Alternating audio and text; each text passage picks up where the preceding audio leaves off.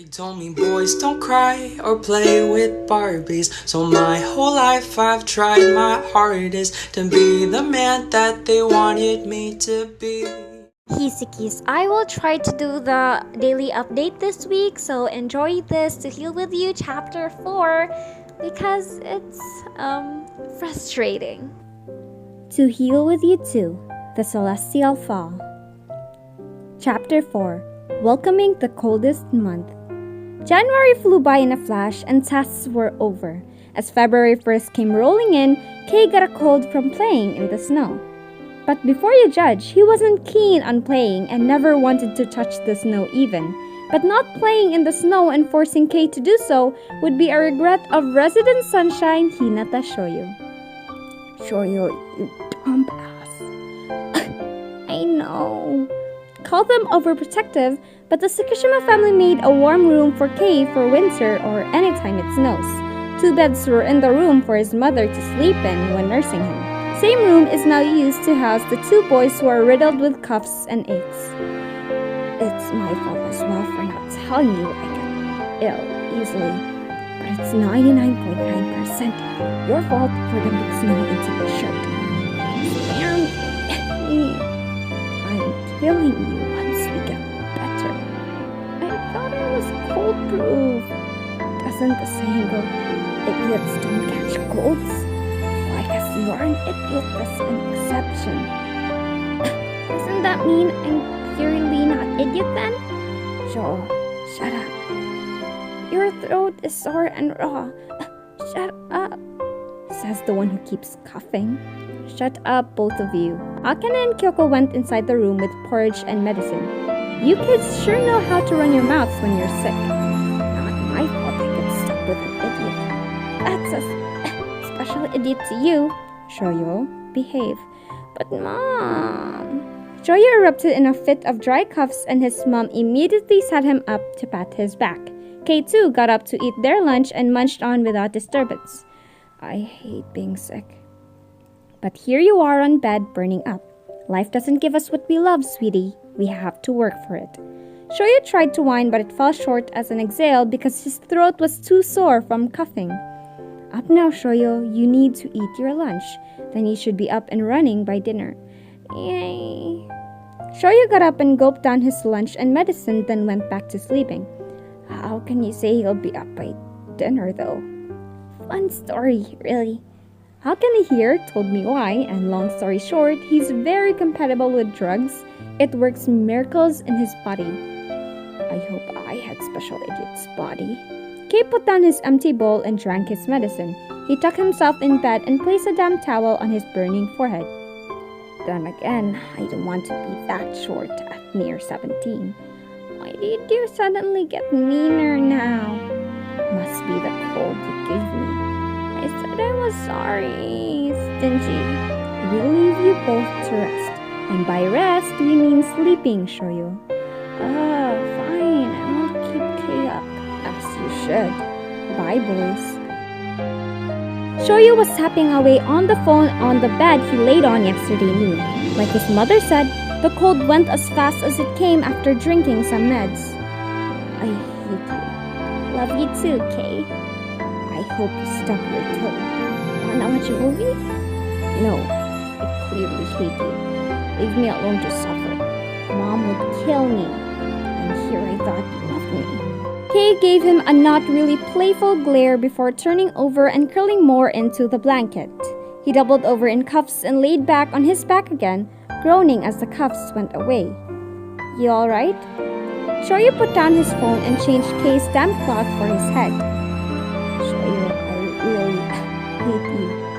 I said I was sorry, stingy. Sorry doesn't magically let my cold go away. That's why I'm nursing you back to health. Shoyo sat down the chair beside Kay and took Kay's hand. By tapping away on your phone. Geez, I was only texting Kenma and Mia twins about you. He began slowly massaging Kay's hand and rubbing them softly. Did you also tell them you gave me this cold? They laughed at me, but I think I deserve it. Kay rolled his eyes and relaxed at Shoyo's actions. It felt great having somebody soothe your hand while talking to you. How are you, by the way? Sick like shit? I meant emotionally, Kay. Fine. Are you sure? Why are you asking? Well, I might have realized that we never talked about your feelings. Gee, I don't want to talk about it, Sho. But you aren't fine, are you? I'm fine, Shoyo. Shoyo put pressure behind his massages and Kay jumped a bit. That hurts. Sorry. Kay sighed as he squinted to see Shoyo pouting. Look, Shoyo, I'm fine and over it. But are you sure? I told you touch grounds me, right? And how many times have we hugged and held hands and cuddled to sleep? A lot.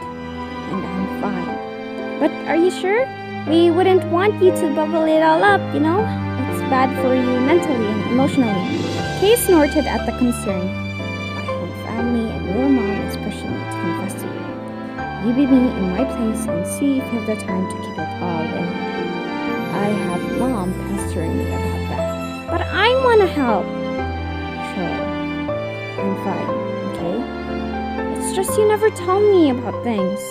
Kay slotted his fingers against Shoyo's and held Shoyo's hands, reassuring him that he was needed. I just need you to be here for me, okay? Shoyo looked at their hands and nodded as his path faded. Can you go get me lemon water? Shoyo nodded and let go of his hand, which made Kay regret asking for water. He puffed out air and closed his eyes to rest which resulted in soft snores and huffs of air. Kay, I'm back. Shoyo opened the door and smiled to see a resting Kay.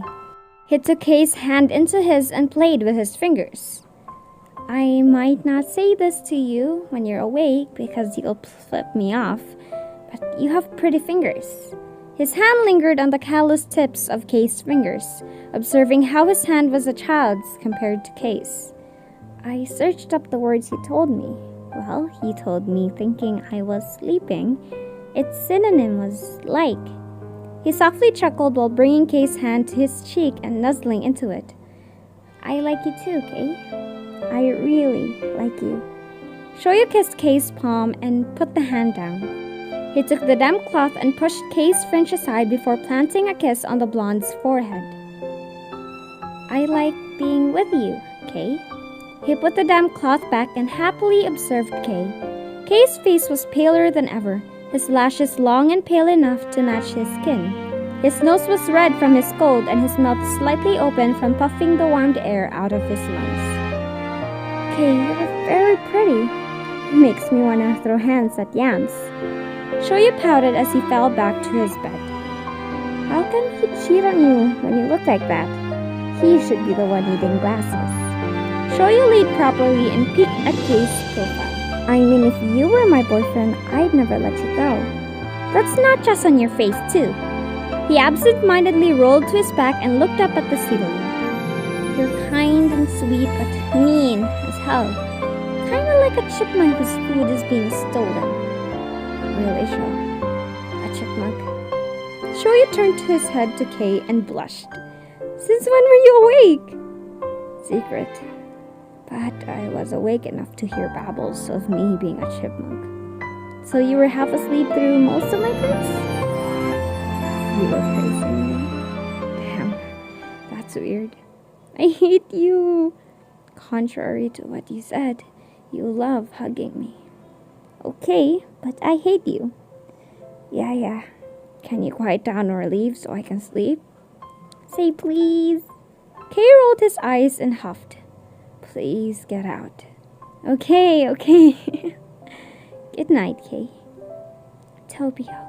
Shoyo jumped and slowly shut the door behind as Kay drifted off to sleep. Kay wasn't wearing his glasses enough to actually see, but he can swear he saw Shoyo blush. Or was that too just his imagination along with the forehead kiss he felt? Either way, jealousy was eating his insides as Shoyo mentioned the infamous Mia twins. The airy voice made him sober enough to open his eyes and see no one in the room. He brushed it off minutes later as delusions for being sick. To be continued. When Shoyo platonically likes you.